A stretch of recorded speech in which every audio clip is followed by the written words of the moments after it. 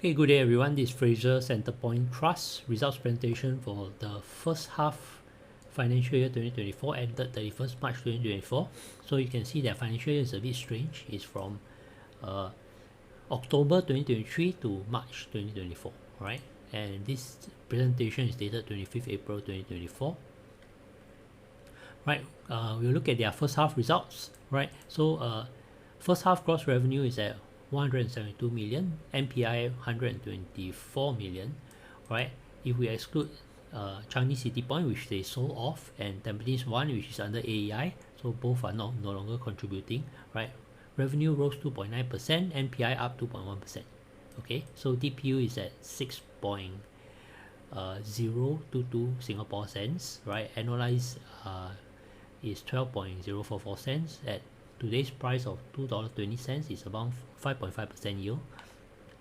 Right, leverage 38.5%. Average borrowing cost later on we'll see has dropped slightly, which is a good thing. Interest coverage ratio is healthy. No refinancing needed for this financial year, right? So at least for the next half of the year. Committed occupancy very high, right? So we can see the demand for this REIT is very high, right? Rental revision up 7.5%. This is very good, right? As compared to the average, right? Shopper traffic up 8.1% and tenant sales up 4.3%, right? You can see this number is lower than the shopper traffic increase. Okay, highly likely due to inflation probably hitting the local spenders as well, right? So they don't buy the big ticket items, right? They probably just window shop or shop for cheaper stuff. Right, Tampines 1 AEI set to complete in September 2024 and 99% of the space committed, so more or less everything is taken up. Right, so we look at the 2024 what they have done. Right, in January 2024 they proposed the additional 24.5% interest in NEX, right? So they're going to buy more of NEX. Right, they raised private placement money for 200 million. Right, they got it, right, 2.5 times subscribed, right? So oversubscribed. It's a good thing. Okay, so they were included in the Straits Times Index. Okay, again another good thing, right? So yeah, they managed to finish this extra stake in NEX by 26th of March 2024. Right, I don't believe this part has contributed to the income of the REIT yet, right? At least not fully lah, I don't think. Right, so we'll look forward to that in the time to come, right? So this one I don't think I'll talk too much about it lah. Generally, we can see F&B sales for January to February 2024 is up 4% year on year, right? The management said this is a key driver, right, for F&B for REITs, right? So I think this was said by the Mapletree Pan Asia management as well, that nowadays malls are actually centered about F&B, right? Because a lot of things you can buy online. People don't just go to malls to buy things like electronics and so on and so forth. So F&B is the center, and also activities, right? So yeah, this is something to note for malls, retail malls, right? So anyway, rental revision, FCT is 7.5%, right? You can see that Orchard Prime area is 5.3% and Suburban Prime is only 2.7%, right? So FCT is outperforming all of this, right? So we clearly can see FCT is a very well managed mall, well managed REIT, right? So there's limited supply of malls coming up, so that's good, right? There's less competition, right? We don't want competition for our malls, right? So they divested CCP, right, last financial year, right? It's starting to look like good divestment if you look at what's going on lately, right? This is just a 2 days ago article. They say that the Changi Business Park is emptying, right? And yeah, basically the it's just quite bad. You can see a vacancy across 10 commercial properties tracked by a property consultant has more than doubled in the past 3 years to nearly 40%. So vacancy rate is 40% and it's quite bad, right? So and then the Punggol Digital District is adding more pressure because some of these tech and finance officers are going there, right? So yeah, anyway, back to here. So looks like divesting Changi Centrepoint was a good thing, right? Clearly the Changi Business Park emptying will affect this property, right?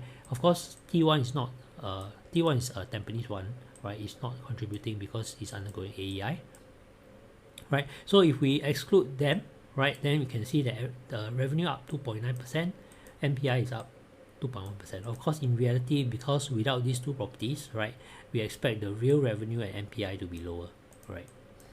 Okay, moving on, we look at distribution to unit holders, right? Yeah, the total distribution is actually up, but we know that there's dilution due to the private placement, right? So therefore, DPU is down, right, 1.8%, right? And management was questioned on the fact that this time around they took more management fees in units rather than in cash, right? And the reason for that they explain is that when malls like, for example, Tampines 1 are on AEI, right, they cannot collect rent. So what they do is that instead of taking cash, right, they actually take the management fees in units. So for Tampines 1, right, actually they are taking management fee 100% in units, right? Whereas for most malls, I think they take about 20% of the fees in units, right? So what happens when you take management fees in units is that short term wise is good because it looks like DPU is up, right? If you take management fees in units, means there's more distribution to unit holders, but long term you dilute the pool of shares, that means there's more shares. So in the long term, your DPU will fall, all right, if you don't manage to increase the amount of revenue being collected, all right? Anyway, moving forward, so we can see, we can see the drop is not unexpected because of the lack of CCP and T1, all right? And this thing increased substantially because this distribution from investments, as I understand it, right, it actually relates to the malls that you do not 100% own, right? So for example, Next and Waterway Point, they're not 100% owned by the REIT, right? So actually their contribution is here, right? So you can see up 22.8%, right?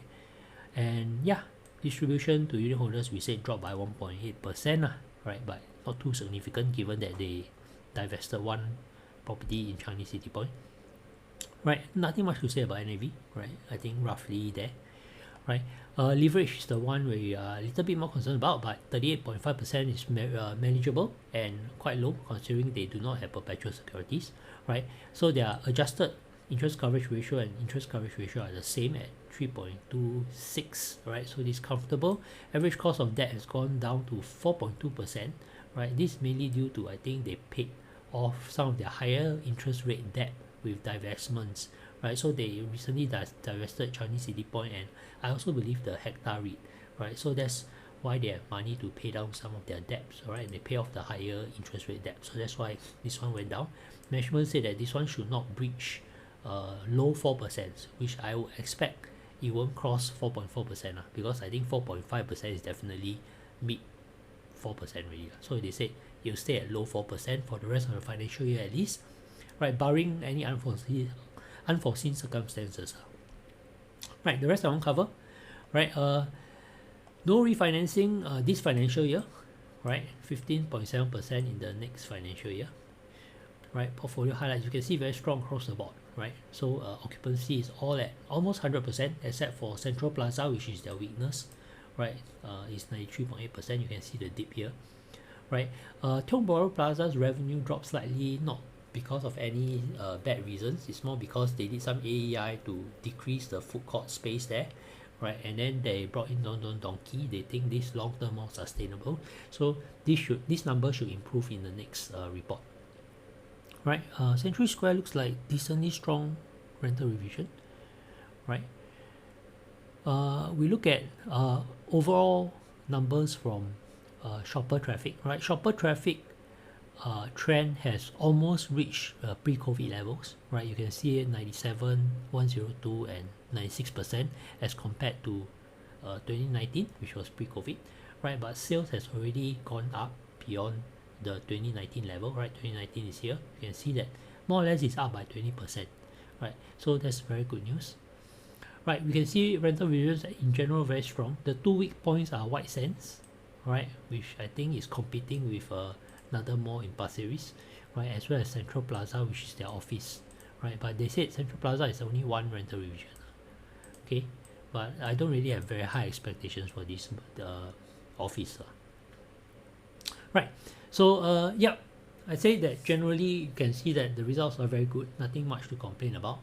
They talked about Tampines 1, right? They say that 80% should be up by May, right? Even though they they expect full works to be done by September 2024. That means end of this financial year.